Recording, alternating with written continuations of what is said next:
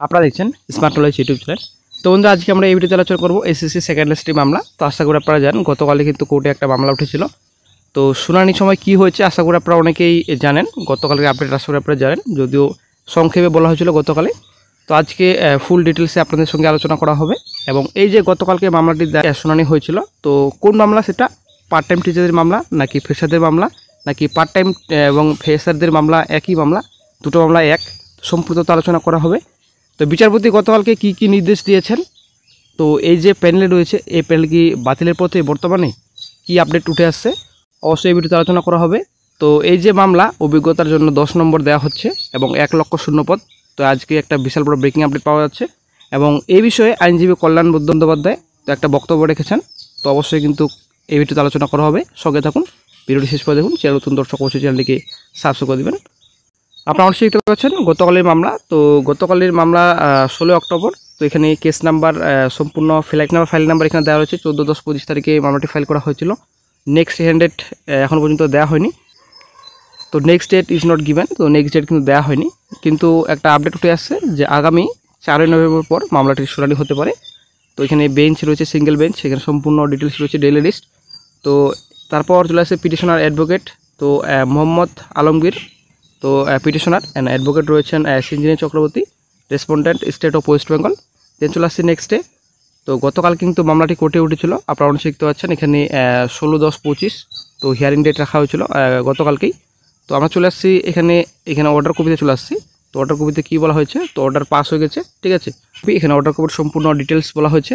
তো এখানে বলা হয়েছে যে affidavit of service in Kolkata today is taken on record. তো রেকর্ডে রাখা হলো সম্পূর্ণ ডিটেলস। তারপর এখানে the writ petitioner file the instant writ petition praying inter alia the following reliefs. তো এখানে সম্পূর্ণ রিলিফস দেওয়া হয়েছে। এখানে রুলস এখানে 26-এর কথা বলা হয়েছে, আর্টিকেল 226, ঠিক আছে।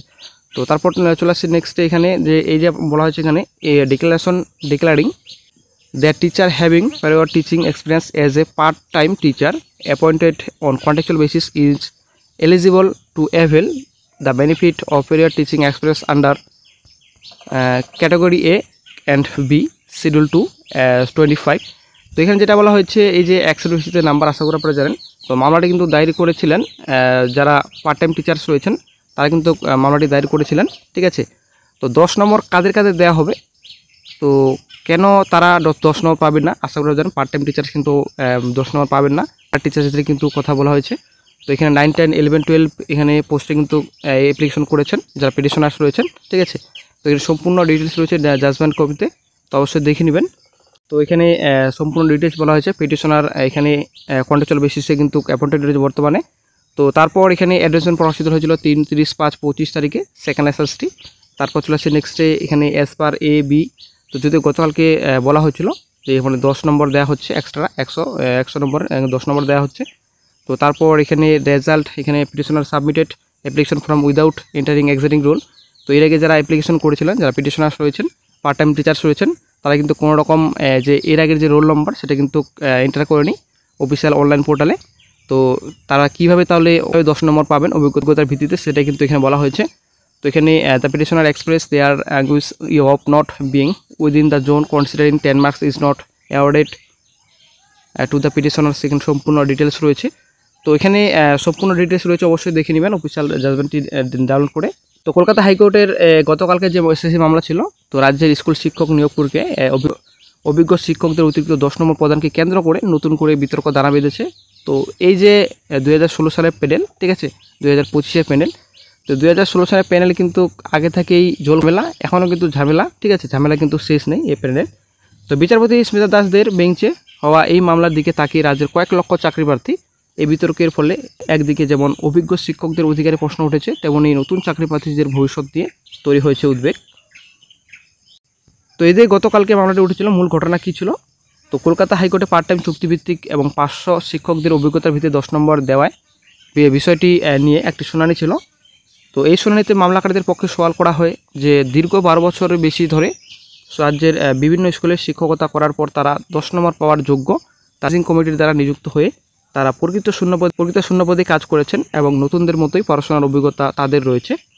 তো অন্যদিকে রাজ্য সরকারের আইনজীবী কল্যাণ বন্দ্যোপাধ্যায় জানিয়েছেন যে প্রয়োজন হলে এই মামলা সুপ্রিম কোর্ট পর্যন্ত নিয়ে যাওয়া হবে। তার মতে এসএসসি চোখে সকল চাকরিপ্রার্থী সমান এবং মামলাকারীদের জন্য আদালত কোনো অতিরিক্ত গুরুত্ব দিতে পারে না। এর ফলে নতুন চাকরিপ্রার্থী এবং অন্যান্য যোগ্য প্রার্থীদের মধ্যে বঞ্চনার অনুভূতি তৈরি হতে পারে, যা নিয়োগ প্রক্রিয়ায় নতুন জটিলতা সৃষ্টি করতে পারে। তো গতকালকে যে মামলাটি কোর্টে উঠেছিল, তো বিচারপতি কী নির্দেশ দিয়েছেন, তো বিচারপতি স্মিতা দাসদের বেঞ্চ এই মামলা এসএসসিকে একটি হলফনামা পেশ করার নির্দেশ দিয়েছে।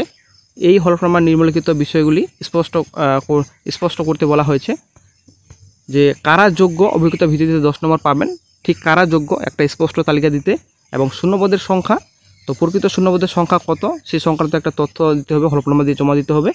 তো শিক্ষকদের তালিকা কোন কোন পার্শ্ব শিক্ষক এবং এখানে চুক্তিভিত্তিক শিক্ষক বা অস্থায়ী শিক্ষক এর নম্বর পাবেন তার বিস্তারিত একটা তালিকা পেশ করতে হবে, একটা হলফনামা দিয়ে জমা দিতে হবে, ঠিক আছে। তো পাশাপাশি রাজ্যের সমস্ত যে ডিআই রিপোর্টও তলব করা হয়েছে, যেখানে পার্শ্ব শিক্ষক ও চুক্তিভিত্তিক শিক্ষকদের বর্তমান অবস্থা সম্পর্কে তথ্য থাকবে। আগামী 31 অক্টোবরের মধ্যে এই সমস্ত রিপোর্ট ও হলফনামা জমা দেওয়ার নির্দেশ দেওয়া হয়েছে। মামলার পরবর্তী শুনানি নভেম্বরের 4 তারিখের পরে। তো এই মামলার ফলে রাজ্যের নতুন চাকরি প্রার্থীদের মধ্যে ব্যাপক উদ্বেগ তৈরি হয়েছে। তাদের আশঙ্কা, যদি চুক্তিভিত্তিক শিক্ষকদের 10 নম্বর দেওয়া হয় তবে মেধা তালিকায় তারা অনেকটাই পিছিয়ে পড়বেন। এর ফলে যোগ্য হওয়া সত্ত্বেও চাকরি থেকে বঞ্চিত হতে পারেন কয়েক হাজার প্রার্থী। অন্যদিকে দীর্ঘদিন ধরে সামান্য বেতনে কাজ করা অস্থায়ী শিক্ষকরা এই 10 নম্বরকে তাদের অধিকার বলে মনে করছেন। এখন দেখার আদালত এই জটিল পরিস্থিতিতে কী রায় দেয়। আগামী 4 নভেম্বর হয়তো শুনানি হতে পারে, নেক্সট হিয়ারিং। তো সেই দিকে এখন তাকিয়ে এখন রাজ্যের কয়েক লক্ষ চাকরি প্রার্থী। তো বন্ধুরা, আশা করি আপনারা বুঝতে পারলেন। তো এই যে পার্ট টাইম টিচার্স, তো তারাই কিন্তু মামলা দায়ের করেছিলেন। তো এটা কিন্তু ফ্রেশারদের মামলা নয়। তো ফ্রেশারদের মামলা কিন্তু অন্যদিন উঠবে, ঠিক আছে। তো ফ্রেশারদের মামলা এখনও পর্যন্ত কেস কিন্তু লিস্টেড হয়নি, ঠিক আছে। যখনই লিস্টেড হয়ে যাবে তখন হিয়ারিং ডেট কিন্তু অফিসের সাইডে দিয়ে দেওয়া হবে। তো এখনও পর্যন্ত কিন্তু আপডেট পাওয়া যায়নি, আশা করি খুব শীঘ্রই আপডেট পাওয়া যাবে।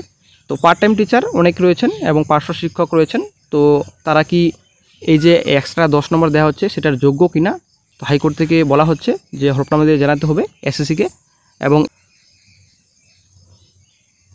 তো এই যে পার্ট টাইম টিচাররা মামলা দায়ের করেছেন, তো এই মামলার ভবিষ্যৎ কী হবে সেটা কিন্তু দেখার বিষয় রয়েছে। এবং ফ্রেশাররা যে মামলা দায়ের করেছেন এটা কী হবে সেটা হচ্ছে ব্যাপার। এই যে 10 নম্বর দেওয়া হচ্ছে এটা যেন 10 নম্বর না দেওয়া হয়, এবং এই 10 নম্বর যেন ইন্টারভিউ পরে দেওয়া হয়। তো এই বিষয়ে কিন্তু ফ্রেশাররা মামলা করেছেন। এই মামলা কিন্তু খুব শীঘ্রই কোর্টে উঠবে। তো অভিজ্ঞতার ভিত্তিতে 10 নম্বর কোনোভাবে দেওয়া যাবে না, এটা কিন্তু পরিষ্কার ফ্রেশারদের বক্তব্য। তো 1 লক্ষ শূন্যপদ অবশ্যই কিন্তু বাড়াতে হবে। তো যদি একটা গুরুত্বপূর্ণ আপডেট গতকালকে পাওয়া গেছিলো যে 7,000 কাছাকাছি নাকি ভ্যাকেন্সি বাড়তে চলেছে।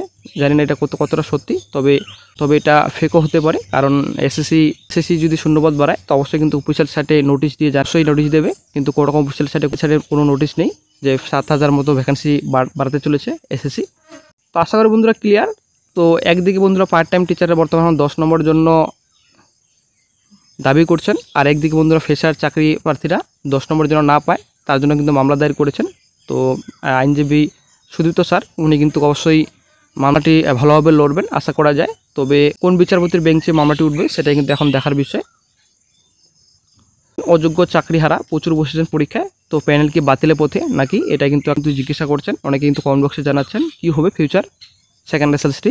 কারণ অনেক অযোগ্য প্রার্থী পরীক্ষায় বসেছেন, যোগ্য লিস্ট কিন্তু এখনও পর্যন্ত প্রকাশিত করেনি কমিশন।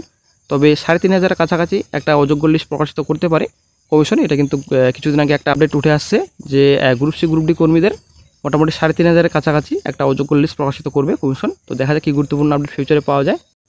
তো বন্ধু, এটা কিন্তু অবশ্যই যোগ্য লিস্ট কিন্তু প্রকাশিত করতে হবে, বিশেষ করে অযোগ্যদের লিস্ট প্রকাশিত করতে হবে কমিশনকে। এই যে গ্রুপ সি গ্রুপ ডি, তো আশা করি জানেন গ্রুপ সি গ্রুপ ডি নিয়োগের বিজ্ঞপ্তি প্রকাশিত করেছে কমিশন।